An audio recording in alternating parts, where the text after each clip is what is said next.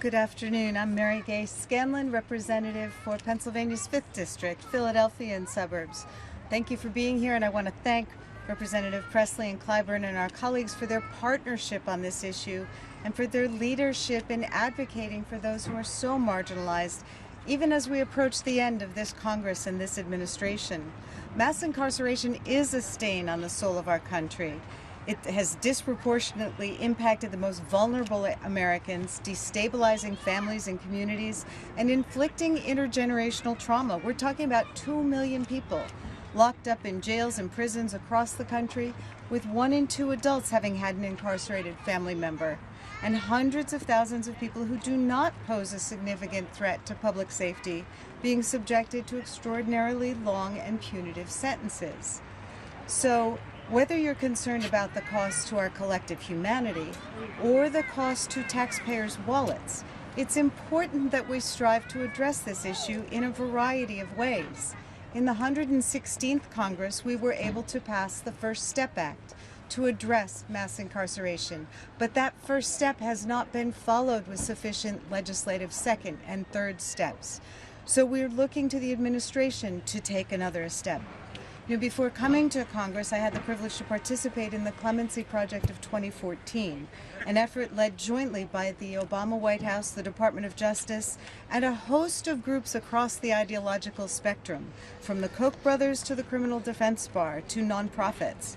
And the purpose was to grant relief to nonviolent offenders who'd been subjected to grossly disproportionate mandatory minimum sentences. In that project, we trained hundreds of private lawyers across the country and joined them in screening tens of thousands of case files and preparing clemency petitions on behalf of deserving individuals who met the rigorous criteria for consideration.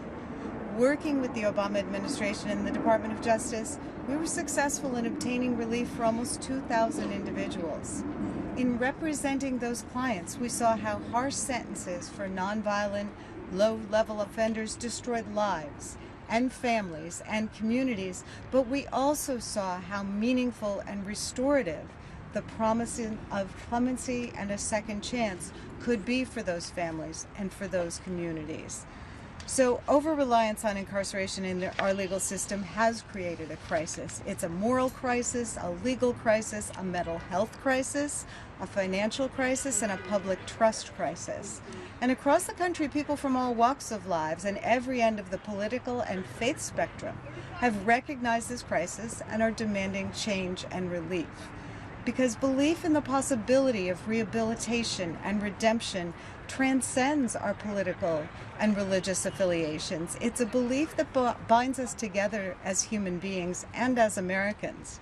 So clemency is an important check and balance on the criminal legal system, one that has existed since our nation's founding as a tool to more fully administer justice. So we are urging that the President expand upon his previous use of clemency power, including pardoning people convicted of simple marijuana possession and those LGBTQ plus former service members.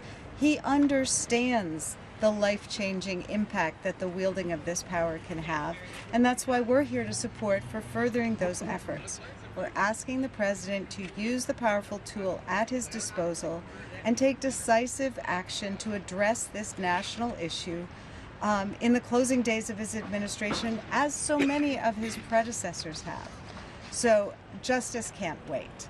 Now is the time to bring awareness to the scarcity of second chances in our criminal legal system. It's the time to forcefully confront mass incarceration. Now is the time to acknowledge the power and promise of rehabilitation and redemption.